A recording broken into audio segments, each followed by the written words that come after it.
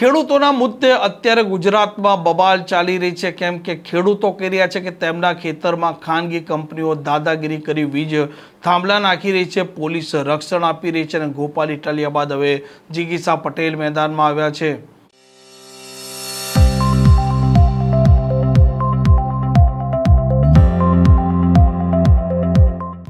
નમસ્કાર, આપ જોઈ રહ્યા છો હોટલાઇન ન્યૂઝ અને હું છું આપણી સાથે તોફિક ગાંચી। ગુજરાતમાં જે પ્રકારે ખેડૂતોના ખેતરમાં ખાનગી કંપનીઓ વીજ થાંભલા નાખી રહી છે તે મામલે મોટી બબાલ ચાલી રહી છે। આ બબાલ સુરેન્દ્રનગરમાં પણ છે, કચ્છમાં પણ છે, જૂનાગઢમાં પણ છે અને મોરબીમાં પણ છે। આ ખેડૂતો હવે લડી લેવાના મૂડમાં છે અને ધારાસભ્ય ગોપાલ ઇટાલિયા સુરેન્દ્રનગરના ધાંગધ્રાના કોટ ગામમાં ગયા હતા અને ત્યાં પણ તેમણે આ મામલે આક્રમકતા સાથે અવાજ ઉઠાવ્યો હતો। ભારતીય જનતા પાર્ટીને પોલીસ પર વરસ્યા હતા અને હવે મોરબી છે, મોરબીમાં પણ પહોંચ્યા છે આમ આદમી પાર્ટીના નેતા જિગીસા પટેલ અને જે પ્રકારે તે ગોંડલમાં આક્રમકતા દાખવી છે તેવી જ આક્રમકતા તેમણે મોરબીમાં આ ખેડૂતોના મુદ્દે દાખવી છે અને ભારતીય જનતા પાર્ટીને આડે હાથ લીધી છે।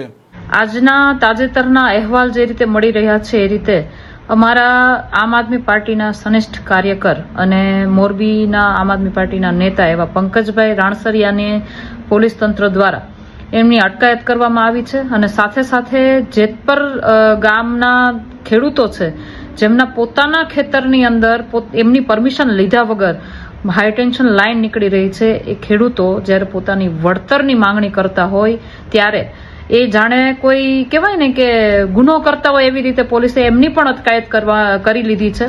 તો મારે તંત્રને અને સરકારને એટલું જ કહેવાનું છે કે તાત્કાલિક ધોરણે અમારા નેતા આમ આદમી પાર્ટીના નેતા પંકજભાઈ રાણસરિયા અને જેતપર ગામના તમામ ખેડૂતો જે પોતાના હક માટે, પોતાના અધિકાર માટે અવાજ ઉઠાવી રહ્યા છે એ તમામને તાત્કાલિક ધોરણે છોડવામાં આવે અને એમના ખેતરમાં જે હાઈ ટેન્શન લાઇન અને થાંભલાઓ ખોડવામાં આવી રહ્યા છે, એમના ખેતરોને નુકસાન પહોંચાડવામાં આવી રહ્યું છે, એમના પાકને નુકસાન પહોંચાડવામાં આવી રહ્યું છે, એમની પરમિશન સાથે એમને યોગ્ય વળતર મળે એ રીતે એમની પરમિશન સાથે તમે આ જે કામ કરો છો એ કરો।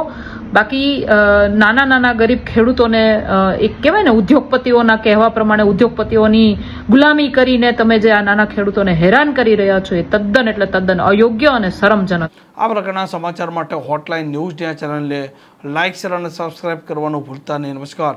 આવા પ્રકારના વિડીયો તમને જોવા ગમતા હોય તો હોટલાઇન ન્યૂઝ ચેનલને લાઇક, શેર અને સબસ્ક્રાઇબ કરો।